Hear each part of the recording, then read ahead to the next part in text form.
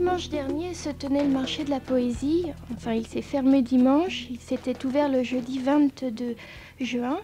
Nous y sommes allés et nous avons pu rencontrer un certain nombre de poètes, d'éditeurs, mais aussi des passionnés de poésie. Et le marché de la poésie n'est pas seulement un endroit où se réunissent des gens de livres, mais aussi des chanteurs, des acteurs et des gens qui donnent voix à la poésie.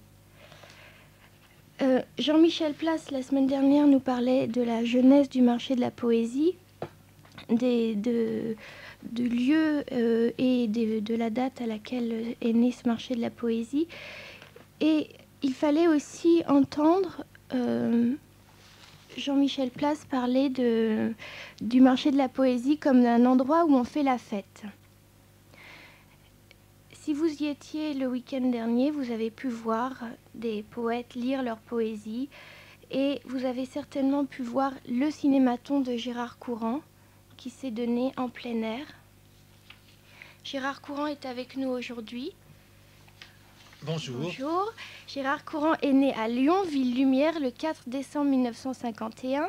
Avant de s'installer à Paris, il passe par Dijon, où il fait revivre le ciné-club universitaire et commence à écrire sur le cinéma.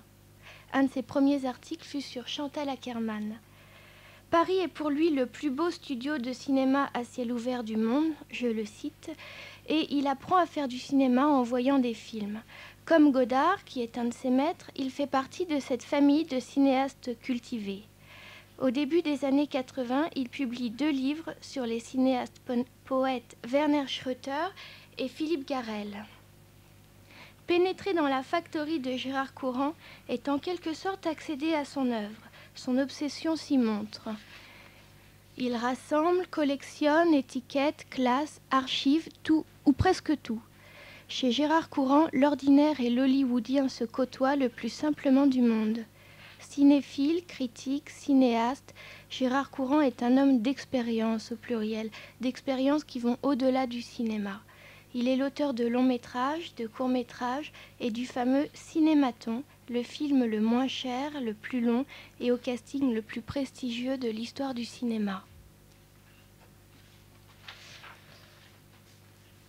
Nous le recevons aujourd'hui. Alors Gérard Courant, bonjour. Rebonjour. Rebonjour, oui. Les cinématons, c'est 1739 films, 1739 portraits de 3 minutes 25, soit 116 heures d'images que vous avez entièrement réalisées vous-même. Il s'agit donc d'une œuvre colossale, et pour essayer de comprendre et de faire comprendre votre travail aux auditeurs, nous allons reprendre les choses à leur origine. Alors en 1978, vous réalisez le premier cinématon. Vous choisissez comme sujet votre concierge. Bon, vous n'étiez alors qu'un autodidacte passionné. Pouvez-vous nous raconter cette première fois, comment vous franchissez le pas, pourquoi la concierge par exemple? Oui, il faut savoir que le jour où j'ai fait ce premier cinématon, c'était le 7 février 1978. En fait, ça faisait très très longtemps que j'y réfléchissais, que je réfléchissais à une sorte d'œuvre cinématographique qui serait sans fin et qui serait un peu le portrait de ma génération. Et j'avais donc, en 1977, à l'intérieur de mon premier long métrage qui s'appelle Urgent, ou à quoi bon exécuter des projets, puisque le projet est en lui-même une jouissance suffisante, je m'étais auto-cinématonné, j'avais fait un test sur moi, j'avais fait ce que les journalistes appellent un numéro 0. Et c'était après avoir vu le résultat des effets que le cinématon pouvait donner sur moi que je me suis dit, là, il y a quelque chose à faire avec les gens. C'est-à-dire que j'avais été très surpris. Je m'étais posé devant ma caméra pendant 3 minutes et je n'avais rien fait de spécial.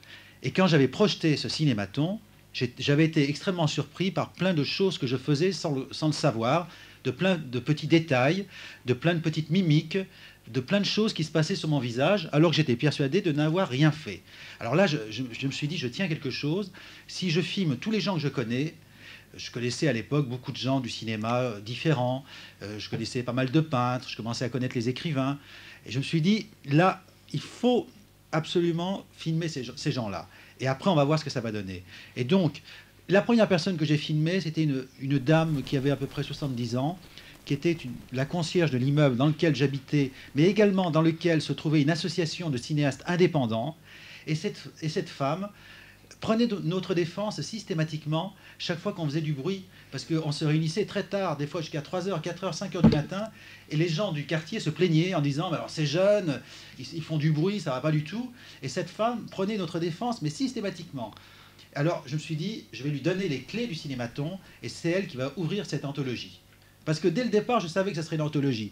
Je ne savais pas que ça durerait 116 heures. Mais dans mon esprit, je voulais en faire déjà un film de 24 heures. Mmh.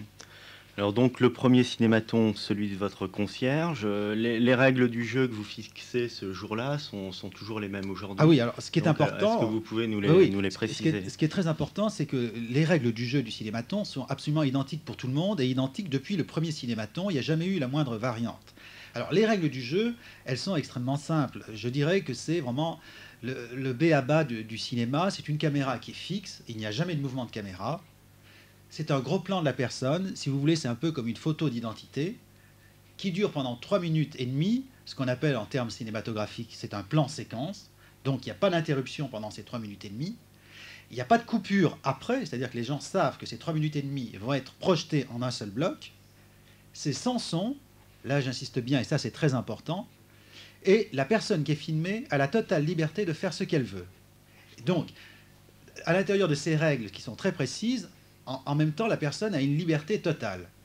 Je sais bien que la liberté est la chose peut-être la plus difficile à gérer, mais c'est ainsi. Donc une seule prise de vue, quelle que soit la performance. Ah, ça c'est très important, on ne peut jamais recommencer. Et le film est conservé et distribué quoi qu'il arrive. Ah oui, bien sûr. À partir du moment où la personne est cinématonnée, c'est ainsi qu'on l'appelle, il y a un numéro de son cinématon, et donc il ne peut plus y avoir de trou, on ne peut plus enlever un cinématon qui a été fait, parce qu'il y a un numéro d'ordre chronologique de chaque cinématon, et donc j'apporte la preuve que tout cinématon qui a été filmé, non seulement reste dans la collection, mais il est montré obligatoirement. Jusqu'à maintenant, jamais personne m'a demandé de supprimer son cinématon.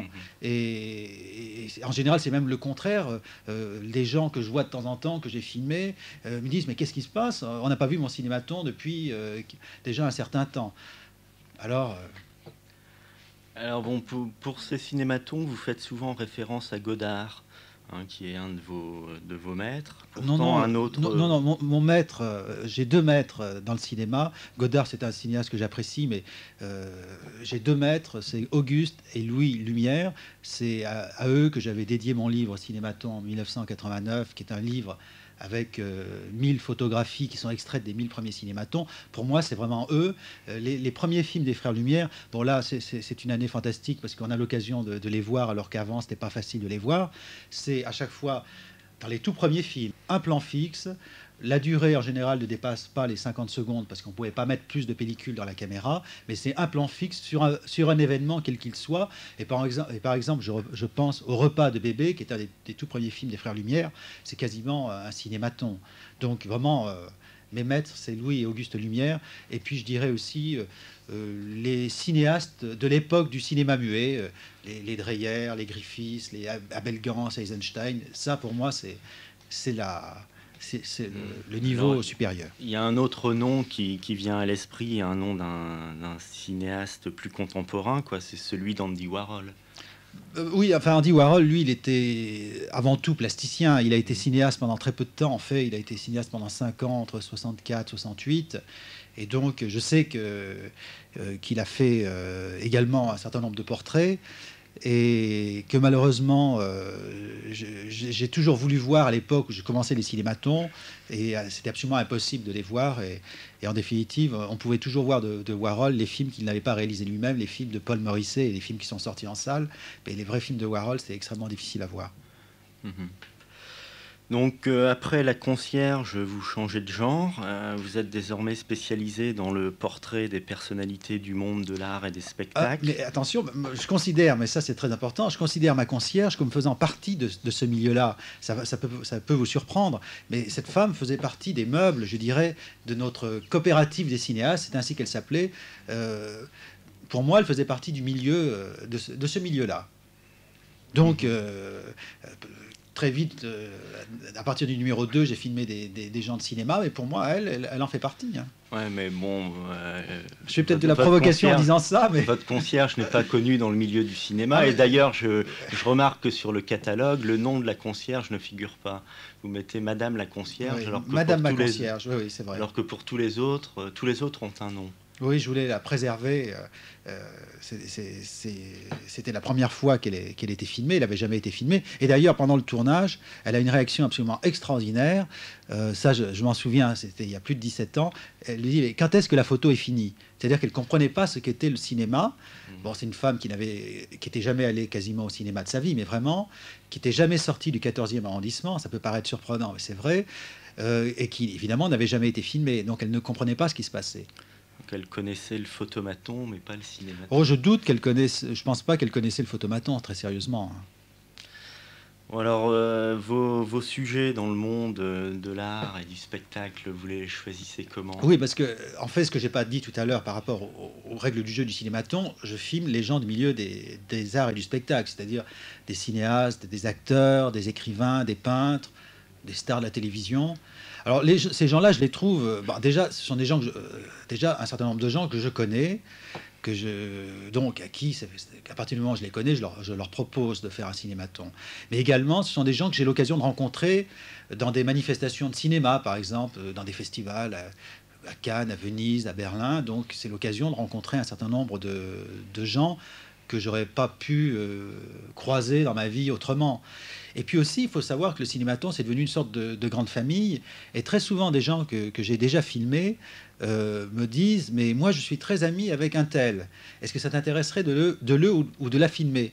Et moi, je dis « Évidemment ». Et donc, c'est une sorte de chaîne.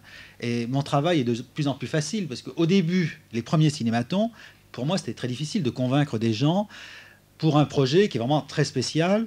Et au départ, les gens ne savaient pas si ce film allait être montré. Ils se disaient, je vais être filmé, puis ça sera dans une boîte, j'en sais rien. Et donc, petit à petit, à partir du moment où ça a été montré, qu'on en a parlé, donc c'était beaucoup plus facile pour moi. Et donc, c'est tout le travail de prospection qui existait au début. Pour moi, maintenant, je suis dans une sorte d'autoroute. Les gens je dirais, je n'ai plus qu'à les cueillir. C'est quand même beaucoup plus agréable aussi. C'est moins fatigant. Et vous filmez tout le monde. Vous n'avez jamais refusé personne? J'ai pas encore filmé Le Pen. Mais non, mais il faut. Non, les choses sont à la fois plus simples et plus compliquées que ça. C'est-à-dire que il y a des gens que je désire vraiment filmer et je me débrouille toujours pour que nos chemins se croisent. Et par contre, il y a des gens, ça m'intéresse moins de les filmer et j'évite que nos chemins se croisent, tout simplement. Donc, mais bon, puis il y a aussi des gens que je voulais absolument filmer, que j'ai pas filmé, qui sont morts entre-temps. Je pense à Jean Eustache, que je connaissais très bien, à Jacques Tati, que je devais filmer, il est mort entre-temps, ou à Abel Gance, que je suis allé rencontrer un an avant sa mort, et avec qui j'ai passé une soirée absolument extraordinaire. Et c'était tellement extraordinaire que j'ai pas pu sortir ma caméra, j'ai pas pu filmer, parce que c'est des moments qui étaient beaucoup plus importants que de faire un film. J'ai passé 1h30 avec Abel Gance, qui a 90 ans, me parlait des projets qu'il avait encore. C'est un souvenir fantastique pour moi. Et le cinéma à côté, c'est rien du tout. Enfin, là, c'était magique. Et est-ce que certaines personnes ont refusé d'être filmées? Alors, il y a quelques personnes, mais c'est très rare, qui ont vraiment refusé, c'est très rare. Le plus souvent, ce sont des gens qui disent « je voudrais être le dernier ». Alors, c'est une certaine façon de refuser d'être dans Cinématon, mais ils disent pas non. Ils disent « oui, ça serait bien que je sois le dernier », tout ça. Ils repoussent. Mais vraiment, la vraie personne qui a vraiment refusé pour des raisons, je dirais, déontologiques, c'est Éric Rohmer. Mais il faut savoir que Rohmer, depuis à peu près au moins 20 ans, refuse de passer à la télévision et d'être filmé au cinéma. Mais alors, il refuse. Je peux vous dire que Bernard Pivot, par exemple, avait tout fait pour l'inviter il y a pas loin d'une dizaine d'années pour son livre qui s'appelait... qui était un livre qui récapitulait toutes les critiques qu'il avait écrites dans les cahiers du cinéma, et Pivot vraiment avait espéré l'avoir sur le plateau, mais Rohmer avait absolument refusé. Il refuse systématiquement. Alors moi, je connais Rohmer, j'ai eu une très longue discussion avec lui. Et alors lui, la raison qu'il m'avait donnée en disant, c'est moi je filme beaucoup dans la rue, sans autorisation, et si je commence à être filmé, si je passe à la télévision, si je passe au cinéma, on va me reconnaître, et pour moi, ça sera beaucoup plus difficile de travailler comme ça, de cette manière sauvage. C'est la raison qu'il m'a donnée. Je ne dis pas que c'est la vraie raison, mais c'est la raison qu'il m'a donnée. Et quand je l'avais rencontré, il y a à peu près une dizaine d'années, il m'avait dit n'importe comment, moi, je suis très admiratif de votre travail, hein, ça n'a rien à voir contre votre travail. Et à ce moment-là, il m'avait même proposé un rôle dans 4 aventures de Reinette et Mirabel, rôle que bien sûr j'ai accepté. Et donc j'ai un petit rôle dans ce film-là.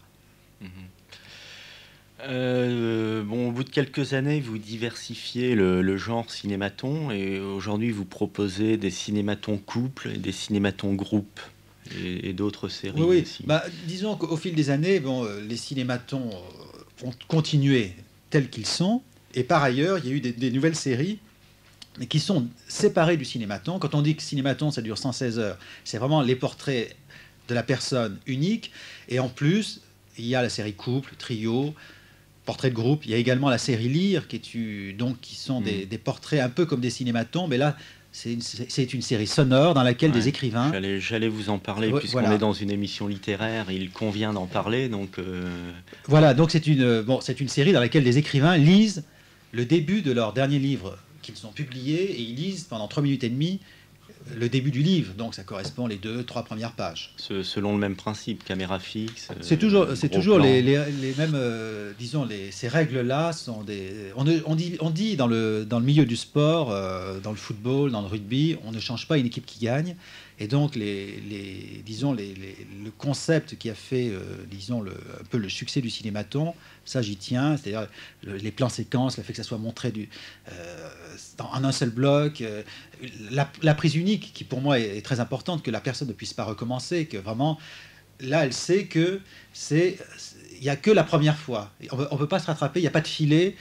Au cinéma, l'avantage du cinéma, c'est qu'on peut refaire 2, 10 fois. Même Bresson, on dit que Bresson, dans certains plans, il les a refaits 100 fois. Et ça se voit d'ailleurs quand on voit ces films, c'est travaillé. Alors que moi, justement, ce que je recherche, ce sont les aspérités, c'est les petits accidents, c'est toutes ces petites choses-là qui révèlent la personnalité des gens, les lapsus. Ça m'intéresse beaucoup. Est-ce qu'il y a des écrivains qui ne savent pas lire ? Alors là, ça c'est très surprenant. Le rapport des écrivains à leur propre texte est souvent surprenant. Il y a des écrivains qui lisent admirablement bien leurs livres. Il y en a d'autres, et de très bons écrivains pourtant, qui lisent, je trouve, pas très bien leurs livres. Et même certains écrivains, parce que dans cette série Lire, je refilme des écrivains plusieurs fois. Et par exemple, je pense à Philippe Solers, par exemple. Il y a une différence entre certains livres. Par exemple, je pense à Paradis 2. Il le lit de façon complètement coulée, de façon presque parfaite. Et par exemple, d'autres livres pour lesquels je l'ai filmé, il les lit moins bien. C'est-à-dire qu'un même auteur peut lire d'une façon différente ses propres textes. Et ça, c'est quelque chose je trouve, très intéressant. Est-ce que vous avez déjà cinématonné Michel Arbatz ? Pas encore. Michel Arbatz, c'est un compositeur qui chante des chansons construites à partir de poèmes de Robert Desnos. Et il a donné un concert au Marché de la Poésie le week-end dernier. Nous allons écouter 2 de ses chansons, extraites d'un album qui s'appelle « Vous avez le bonjour » de Robert Desnos. Et cette chanson s'appelle « La négresse ».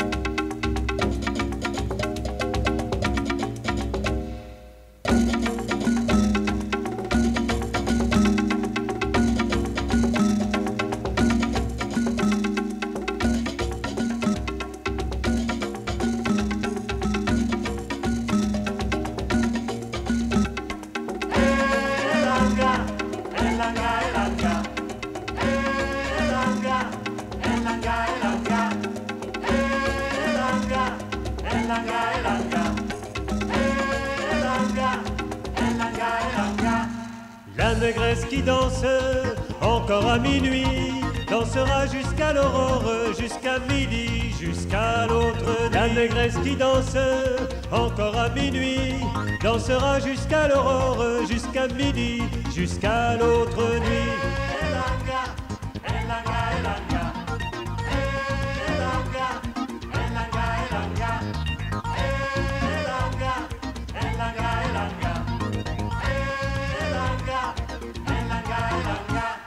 Les seins bandés, les yeux clos, elle parcourt un beau pays où la tendresse se mêle à la colère.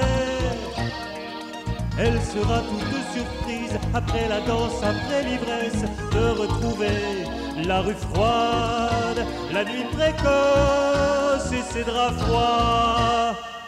La négresse qui danse encore à minuit dansera jusqu'à l'aurore, jusqu'à midi, jusqu'à l'autre nuit. La négresse qui danse encore à minuit dansera jusqu'à l'aurore, jusqu'à midi, jusqu'à l'autre nuit.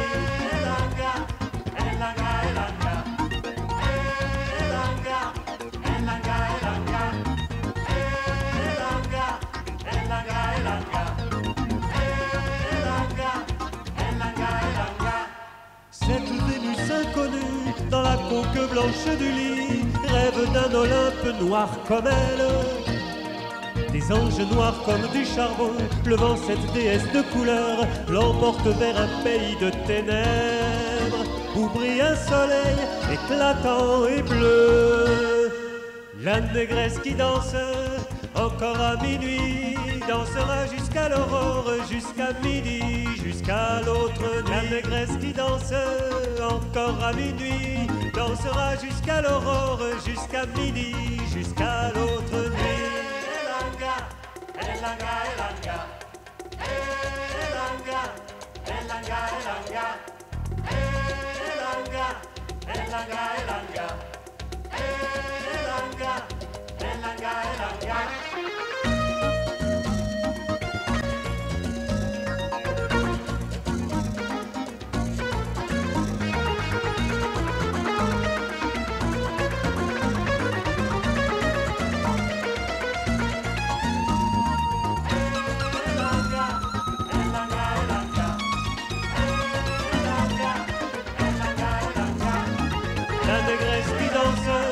Encore à minuit, dansera jusqu'à l'aurore, jusqu'à midi, minuit.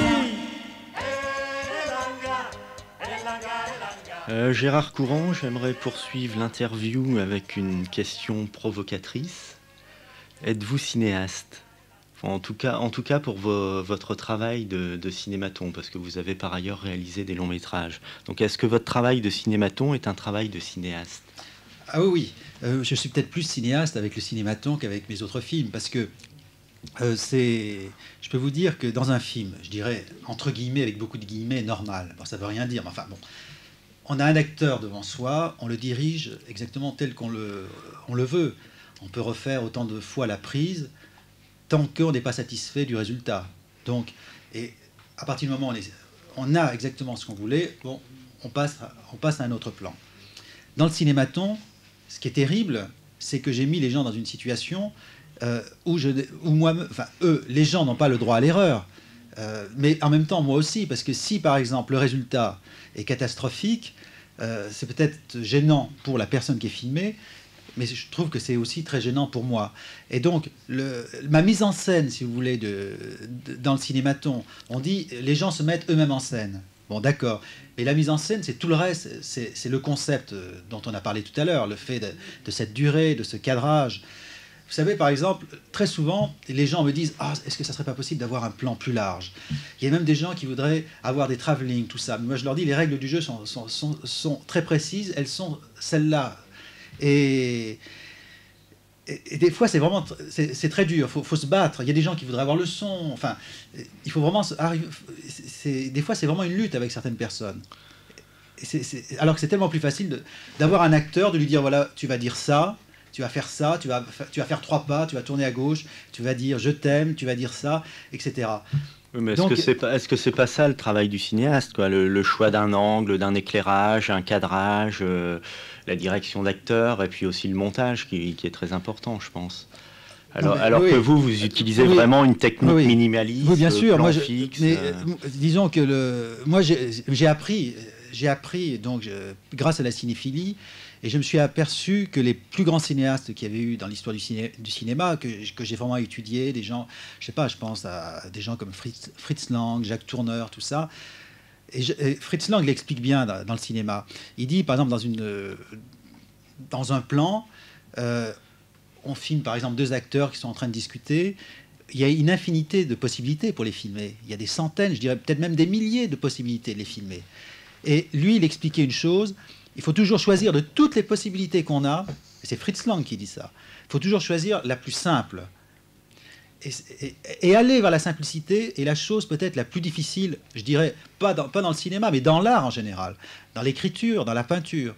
Et le jour où j'arriverai à cette vraie simplicité, je pense que je serai un cinéaste épanoui. Et ça, c'est une chose que je recherche. Mais je vous dis, c'est pas facile. Et puis, c'est pas facile aussi d'en parler comme ça. Mmh. Alors bon, donc vous êtes cinéaste, je vous l'accorde, mais bon, je vous accorde aussi. Je suis un cinéaste très spécial, bien sûr. Non, mais je vous attribue deux autres fonctions. Bon, la première, c'est scrutateur des âmes ou déshabilleur de personnalité. Hein, la caméra fixe devant le sujet met très mal à l'aise apparemment et oblige les personnes à se dévoiler. C'est assez flagrant avec les comédiens qui ont l'habitude d'interpréter un rôle au cinéma ou au théâtre. Ils disent un texte et puis souvent dans la ville ou à la télévision, ils jouent un autre rôle mondain. Donc c'est eux les plus mal à l'aise. Oui. Enfin, là, il y a une chose qui est certaine. Dans le cinématon, on peut s'amuser à étudier des catégories de comportement. Et les gens qui ont le plus de peine avec mes règles du jeu, ce sont les comédiens de cinéma. Parce qu'ils se retrouvent dans une situation complètement inédite qu'ils ne connaissent pas, c'est-à-dire que dans tous les films dans lesquels ils jouent, ils ont un rôle à interpréter. Et même s'ils n'ont pas de texte, ils ont une improvisation, un thème d'improvisation. Bon, là, d'un seul coup, pour la première fois, ils se retrouvent devant une sorte de néant. On leur dit « débrouillez-vous ». Et pour eux, c'est extrêmement difficile. Et il y en a qui ont vraiment des difficultés terribles à s'en sortir. Par contre, les comédiens de théâtre, qui eux, sont des gens qui ont beaucoup plus l'habitude de se mettre eux-mêmes en scène, très souvent. Bon, il y a le metteur en scène de théâtre qui fait toute la préparation jusqu'aux premières, puis après, les gens, toutes les représentations, ils se débrouillent tout seuls, ils modifient même pas mal la mise en scène, souvent. Et ils savent se prendre en charge. Alors eux, dans le cinématon, ils n'ont aucun problème, parce qu'ils ont été souvent confrontés à ça. Il y a aussi les gens qui peut-être prennent le plus de plaisir dans le cinématon, ceux qui s'amusent le plus avec les règles du jeu, qui savent les perturber, ce sont les artistes plasticiens. C'est étonnant, pourtant ce ne sont pas des gens qui sont des habitués de la caméra, mais d'une façon générale, j'ai constaté qu'eux ont toujours des idées souvent des idées absolument incroyables de pervertissement du cinématon, tout en restant dans les règles du jeu, mais ils apportent plein de choses qui font qu'ils arrivent à des fois à retourner mon propre concept, et ils font des choses souvent très drôles, très spectaculaires.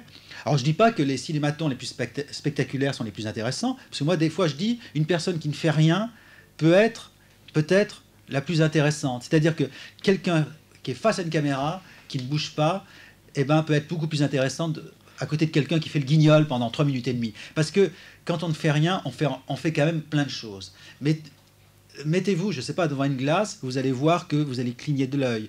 Vous allez vous gratter la joue, vous allez plisser le front. Il va y avoir plein de petites choses comme ça, de micro-événements qui vont se passer et qui vont révéler en fait plein de choses de votre personnalité et qui...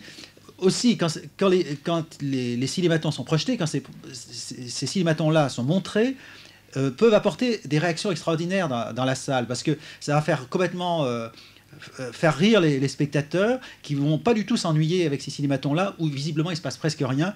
Et pourtant, ce sont ceux, quelquefois, qui disons, donnent le plus d'ambiance dans les séances des cinématons. Parce qu'il y a une chose dont on n'a pas encore parlé, c'est que les projections se passent à chaque fois de façon quelquefois absolument incroyable. Il y a eu certaines projections, c'était quasiment des happenings. C'est-à-dire qu'il y a une participation des spectateurs dans la salle qui se sentent investis pour intervenir. C'est-à-dire que cette succession de grands, parce que là c'est projeté sur un immense écran, de grands plans fixes successifs, très vite ils sont appelés à intervenir, à parler, des fois à dialoguer avec la personne qui est sur l'écran, à parler avec des spectateurs, alors que souvent ils ne se connaissent pas. Il y a des amitiés d'ailleurs qui se sont nourries comme ça dans les salles de projection, des gens qui se sont rencontrés. Il se passe toutes sortes de choses qui sont jamais, on ne peut jamais savoir à l'avance ce qui va se passer, mais chaque séance est différente et Et j'ai eu souvent des réactions, par exemple, de critiques de cinéma, d'historiens du cinéma, des gens qui passent leur temps dans les cinémas, qui m'ont dit « Je n'ai jamais vu ça de ma vie, un tel comportement des spectateurs dans une salle de cinéma. » Donc vous seriez plus plasticien que cinéaste. Ça c'est vraiment aux autres de le dire. Mais c'est vrai que dans les gens des arts plastiques, en général, ils me reconnaissent rapidement. C'est-à-dire que c'est pas la peine que j'explique très longuement ce qu'est le cinématon pour qu'ils comprennent la démarche. Dans le cinéma, il faut être quelquefois plus explicatif. Je ne parle pas de cinéastes majeurs. Bon, eux, ils comprennent tout de suite les règles, l'éthique du cinématon. Donc, je vous attribue une seconde fonction, et c'est sans doute celle qui fait de vous un cinéaste. C'est celle d'historien ou de mémoriste de la société du spectacle. Vous avez filmé depuis 17 ans à peu près toutes les personnalités marquantes du monde des arts. Chaque portrait, chaque cinématon est un plan, et c'est l'ensemble des cinématons qui composent un film, le plus long film de l'histoire du cinéma. Et ça rejoint un peu ce que vous disiez là, sur les projections en salle. Alors, qu'est-ce que vous voulez savoir là ? Est-ce que vous êtes historien ? Est-ce que vous faites un travail d'historien ? Enfin, on peut peut-être dire que je fais un travail d'historien, mais là aussi, un travail d'historien très spécial, parce que je connais bien les historiens du cinéma, et je pense pas qu'ils se reconnaissent... Enfin, ils savent que c'est un travail... il y a un côté historique, mais moi, je suis d'accord quand vous dites que c'est un travail historique, un travail de mémoire, c'est évident, mais c'est un travail historique, je ne sais pas, tellement différent des historiens du cinéma qui sont, je dirais, peut-être un peu trop professoraux, enfin, didactiques. Là, c'est quelque chose, je ne sais pas, on pourrait comparer peut-être ça avec des peintres au XVIe, au XVIIe qui faisaient des peintres, par exemple, qui faisaient des portraits de gens de la cour, tout ça, et qui nous ont restitué, en définitive, quelques siècles après, un portrait de la noblesse, par exemple, qui était au pouvoir à l'époque. C'est vrai que c'est un témoignage très important. Mais moi, le côté mémoire, en fait, m'intéresse peut-être plus que le côté histoire. Parce que quand j'ai commencé les cinématons, il y a aussi une raison, c'est que j'étais très étonné de ne pas voir des images de certaines personnalités du XXe siècle qui avaient été donc contemporaines du cinéma et dont on n'avait presque pas d'images. Même des gens comme Céline, qui est mort il n'y a pas si longtemps que ça, il n'y a presque rien sur Céline. Je ne parle même pas de Proust, enfin des gens qui ont des œuvres, ou Anatole France, enfin, mais il y a des gens qui ont des œuvres immenses et il n'y a pratiquement rien d'eux. Alors qu'ils sont morts, il y avait déjà 20, 30, 40, 50 années de cinéma. Ça c'est une chose que je n'arrivais pas à comprendre. Je me disais, mais c'est incroyable qu'il n'y ait pas eu de cinéaste dans le monde pour avoir envie de faire ce travail. Peut-être qu'il y en avait qui avaient l'envie, mais c'est vrai que produire un film sur une durée de plusieurs années est impossible. Si vous voulez, pour trouver de l'argent pour la production au cinéma, il faut avoir un projet précis. Il faut que ça soit un travail qui soit fait sur une année. Autrement, on ne peut pas trouver de l'argent. C'est extrêmement difficile. Donc là, vous répondez en partie à la seconde partie de ma question, c'est-à-dire que chaque cinématon n'est pas un film, mais est simplement le plan d'un film, film général. Que seraient les 1700 Oui. Alors, moi, j'irais plus loin. Je dirais qu'un cinématon est un film et que l'ensemble des cinématons, c'est aussi un film. C'est-à-dire que c'est très particulier parce que on va pas dire une séquence dans un film, c'est un film et le film lui-même est un film. Là, on peut presque dire que, par exemple, je sais pas, le cinématon de Jean-Paul Aron, qu'on va présenter là dans quelques jours à l'Épée de Bois, ou je sais pas, ou le cinématon d'Henri Laborie, pour moi, c'est également un film. Dans mon esprit, en tout cas, j'ai toujours conçu comme ça. C'est-à-dire qu'à la limite, on peut présenter un seul cinématon, et puis aussi on peut présenter l'intégrale. Ça a déjà été fait la dernière. Bon, maintenant, ça devient difficile avec la durée. La dernière avait été présentée à la Cinémathèque française au Palais de Chaillot. On avait présenté, 1400 cinématons. Ça faisait pas loin d'une centaine d'heures. Et donc, à la limite, le minimum, c'est on peut montrer un cinématon. Ça m'est déjà arrivé. On m'a invité, par exemple, pour montrer un seul cinématon. Et puis, on m'a invité pour montrer l'intégralité des cinématons. C'est très particulier de dire que c'est un film qui a plusieurs statuts. Mais en même temps, c'est aussi l'intérêt de ce film d'avoir comme ça plusieurs entrées possibles. C'est la particularité.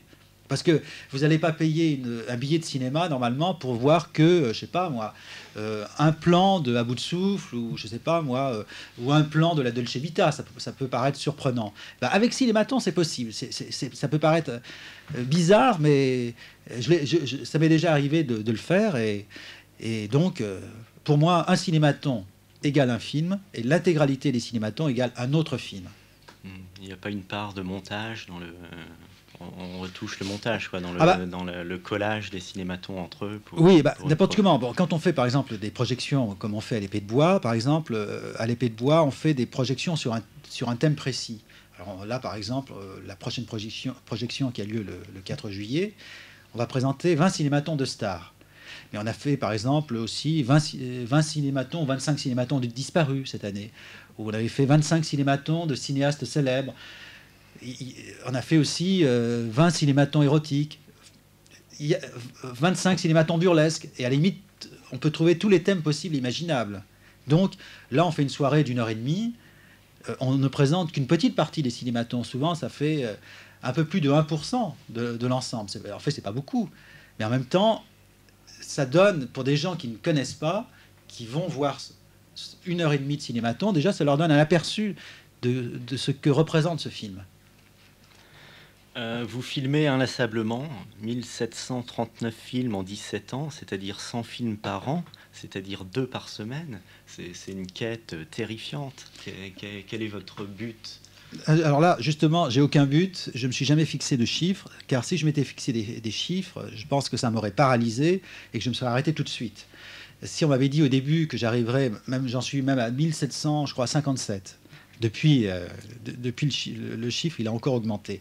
Si on m'avait dit ça, bon, d'une part, je ne l'aurais pas cru, ça c'est certain, j'aurais dit non, c'est pas possible, n'importe comment. Financièrement, ça me semblait insensé de produire quand même tout ça, même si c'est le moins cher de tous les films, et avec la durée, ça commence à faire un film plus cher que je le pensais au départ. Et puis bon, si on m'avait dit 1750 et quelques, non, j'aurais dit non, je capitule tout de suite, je n'y arriverai jamais, c'est impossible. Donc je me suis jamais fixé le moindre but. Pour l'instant, il s'avère que je réalise en moyenne 100 cinématons par an, plus d'autres portraits, couples, portraits de groupe, qui s'ajoutent encore à ces 100. Donc, par exemple, ma meilleure année, c'était en 1991, j'ai filmé, toutes séries confondues, 390 portraits. Et je me suis aperçu que j'avais fait plus d'un portrait par jour. Puis ça, je ne recommencerai plus parce que c'est de la folie.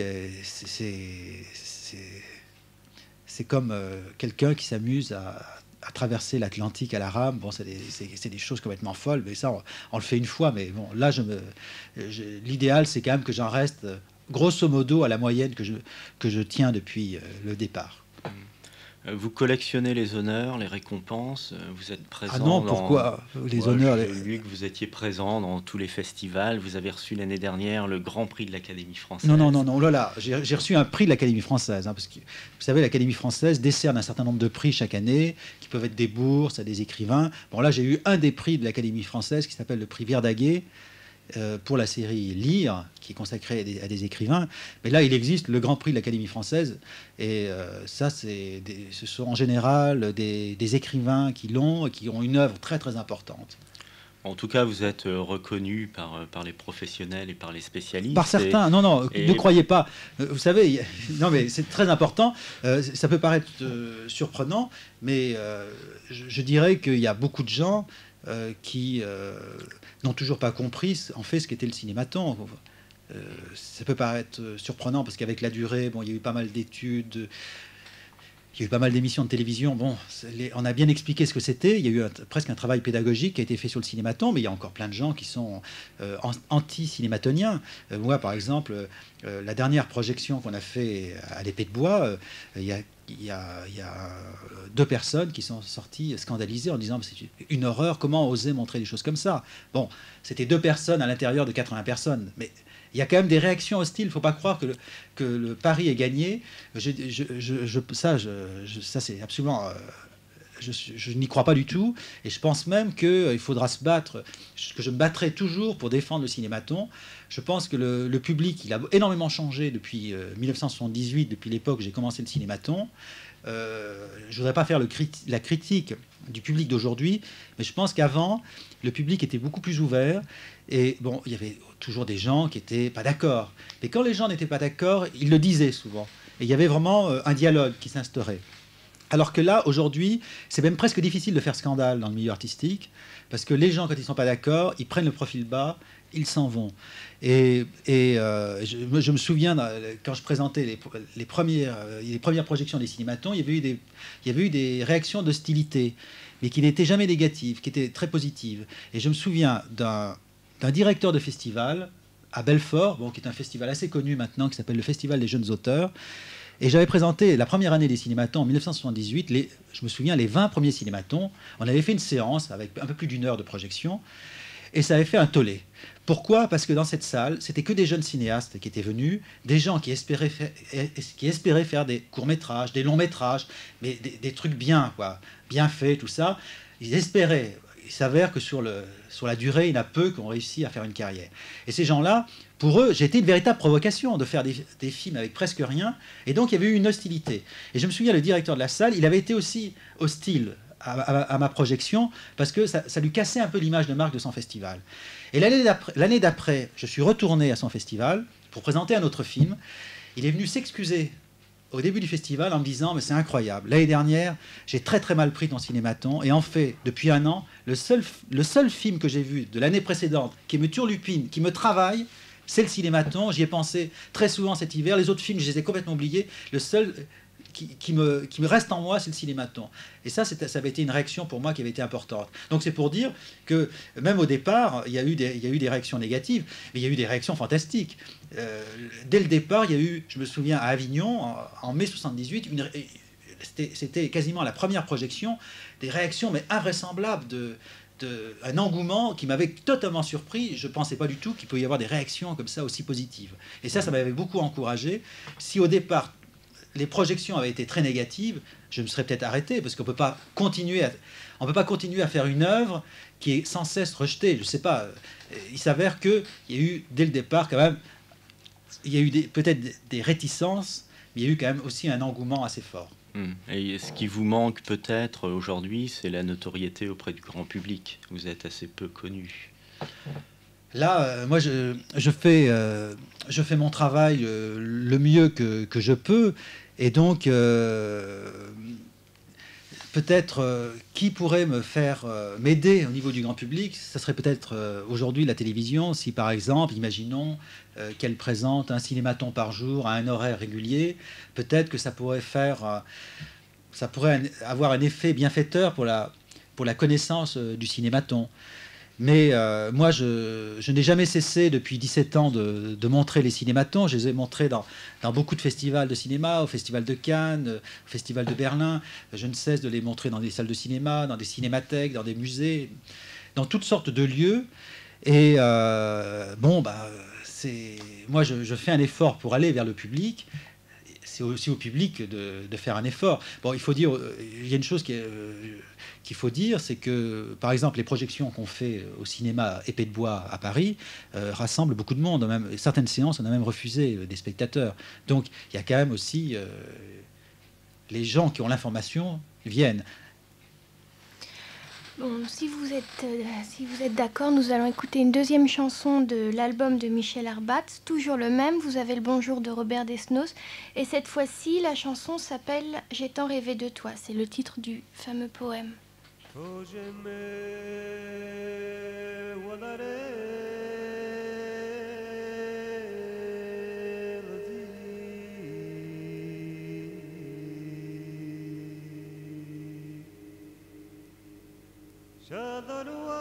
J'ai tant rêvé de toi que tu perds ta réalité.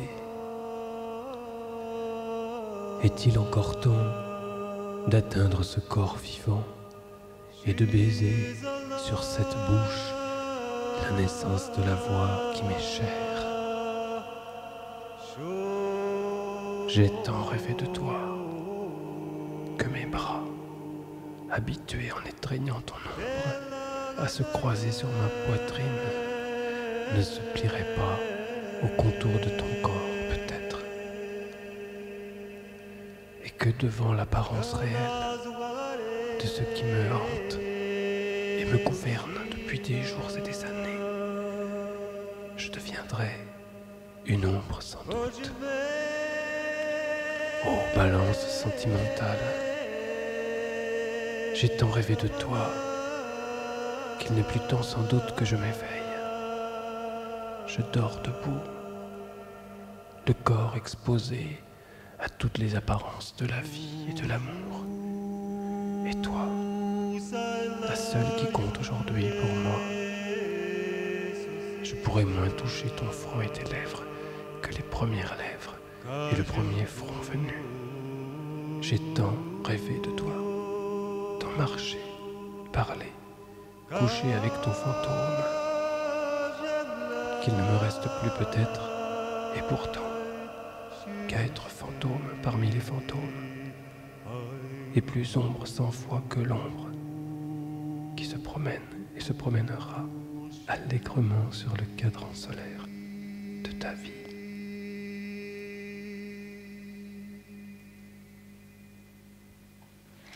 Ce petit aperçu du travail de Michel Arbatz vous donnera peut-être envie d'aller voir son spectacle du 7 au 30 juillet dans le cadre du Festival d'Avignon. Chaque soir à minuit, vous pourrez écouter Michel Arbatz au Théâtre du Balcon. Gérard Courant, vous avez publié un livre sur votre travail. Sur le cinématon. Oui. C'est un livre qui avait été publié en 1989 et qui rassemble 1000 photos qui sont extraites de la pellicule, ce qu'on appelle des photogrammes, des 1000 premiers cinématons, et ça représentait 10 ans de tournage. Par exemple, quelqu'un qui serait intéressé d'avoir l'intégralité des cinématons, eh bien, ça existe. Les cinématons existent en 29 cassettes de 4 heures. Donc, là, pour l'instant, on a en cassette les 1739 premiers cinématons. Mais également, il existe toutes sortes d'autres cassettes avec des programmes sur des thèmes, et puis aussi des cassettes sur les autres séries dont on a parlé, Lire, Couple, Portrait de groupe, etc. Alors là, peut-être que il faudrait peut-être donner l'adresse. Oui. Alors, les amis de Cinématon, boîte postale 14, 94 411, Saint-Maurice, CEDEX. Maurice, comme le prénom, bien sûr.